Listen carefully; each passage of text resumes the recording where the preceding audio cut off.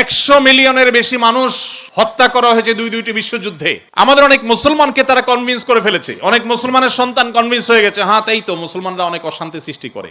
অনেক মুসলিম বন্ধুরা প্রশ্ন করেন, ইসলাম যদি সত্য ধর্ম হয়, আল্লাহর অস্তিত্ব যদি সঠিক সত্য হয়, নাউজুবিল্লাহ, এরকম প্রশ্ন অনেক মুসলমানের সন্তান করেন, তাহলে মুসলমানরা কেন গোটা পৃথিবীতে মার খাচ্ছে? কেন ফিলিস্তিনেও আমরা দেখি বোমের নিচে মুসলমান? কেন কাশ্মীরেও আমরা দেখি নির্যাতনের নিচে মুসলমান? কেন সিরিয়াতেও আমরা দেখি নির্যাতিতে মুসলমান? কেন ইরাকে আমরা দেখি মার খাচ্ছে মুসলমান? কেন আফ্রিকা আমরা দেখি মার খাচ্ছে মুসলমান? কেন বার্মায় দেখি আমরা মার খাচ্ছে মুসলমান? কেন চায়নার উইঘুরে দেখছি আমরা মার খাচ্ছে মুসলমান? পৃথিবীর যেখানেই মার খাচ্ছে দেখবেন মুসলমান মায়ের নিচে আছে, উপরে মুসলমান নেই। তারপরও পৃথিবী বলবে মুসলমান সন্ত্রাসী। আমাদের অনেক মুসলমানকে তারা কনভিন্স করে ফেলেছে, অনেক মুসলমানের সন্তান কনভিন্স হয়ে গেছে, হ্যাঁ তাই তো, মুসলমানরা অনেক অশান্তি সৃষ্টি করে। 100 মিলিয়নের বেশি মানুষ হত্যা করা হয়েছে দুইটি বিশ্বযুদ্ধে। মুসলমানরা করেছে। মুহাম্মদ সাল্লাল্লাহু আলাইহি সাল্লাম তার আদর্শকে পৃথিবীতে প্রতিষ্ঠিত করতে গিয়ে 27টি যুদ্ধে তাকে সশরীরে অংশগ্রহণ করতে হয়েছে। এই সকল যুদ্ধে যত মানুষ মারা গেছে সবগুলোর যোগফল কত জানা আছে আমাদের কারোর? মাত্র 1000 মানুষ। এর মধ্যে 600 জন বিশ্বাসঘাতকতার অপরাধে দণ্ডিত হয়ে মৃত্যুদণ্ডের মুখোমুখি হয়েছে, আর বাকি 400 মানুষ মারা গেছে 27টি যুদ্ধে। কল্পনা নয়, গল্প নয়, বাস্তব।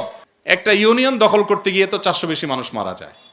আজকের পৃথিবীর মানবতার সবক দেওয়া মানুষগুলো পাখির মতো মানুষ মেরে যেখানে সমান করে ফেলছে, সেই মানুষগুলোই আবার মুসলমানদেরকে বলে যে মুসলমানরা নাকি সন্ত্রাসী, মুসলমানরা নাকি পৃথিবীতে অশান্তি সৃষ্টি করছে। অথচ গোটা পৃথিবীর যেখানেই যুদ্ধ চলছে আপনি দেখবেন অস্ত্রের নিচে তাকালে দেখবেন মুসলমানের চেহারা, আর কোন ধর্মের মানুষের চেহারা আপনি দেখতে পাবেন না। এত কিছুর পরও মুসলমানকে গালি শুনতে হয়, সবচেয়ে বড় মিথ্যা অভিযোগ তাদের উপরে করা হয়।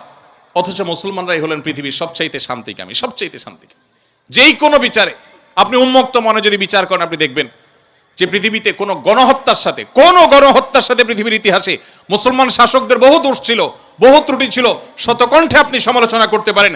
আজকের বিশ্বের মোড়লরা যেভাবে গণহত্যা করছে, পাখির মতো নির্বিচারে মানুষ মারছে ফিলিস্তিনের মাটিতে, সেই মানুষগুলাই যখন কোনো ভিডিও ফুটেজে দেখেন ফেসবুকে, ইউটিউবে, তারা হেলিকপ্টার নিয়ে তাদের সেনাবাহিনী গিয়ে একটা গর্তে, কোনো একটা ড্রেনে কোনো কুকুর ছানা পড়ে গেছে, একটা বিড়ালের ছানা পড়ে গেছে, সেটা উদ্ধার করার জন্য তারা লেগে গেছে, আপনি তখন বলছেন ওয়াও কত মানবিক তারা। সেই তারা যখন কুকুরের জন্য বিশাল বড় হসপিটাল করছে, আপনি বলছেন কত মানবিক তারা।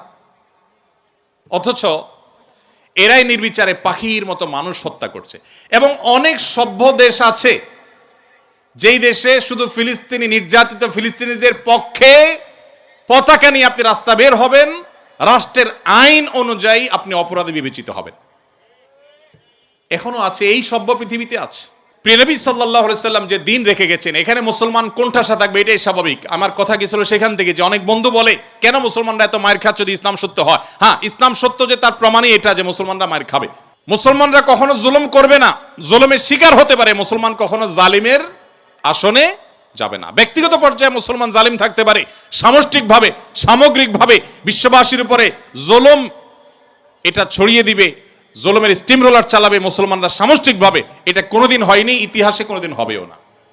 অতএব যারা মনোবেদনা আছেন, কষ্টে আছেন, বিপদে আছেন, ভেঙে পড়েন যে এত বিপদ কেন, তারা নিজেদেরকে অনেক সময় মনে করেন যে আমি অপরাধী। না, এটা বরং সান্ত্বনার ব্যাপার।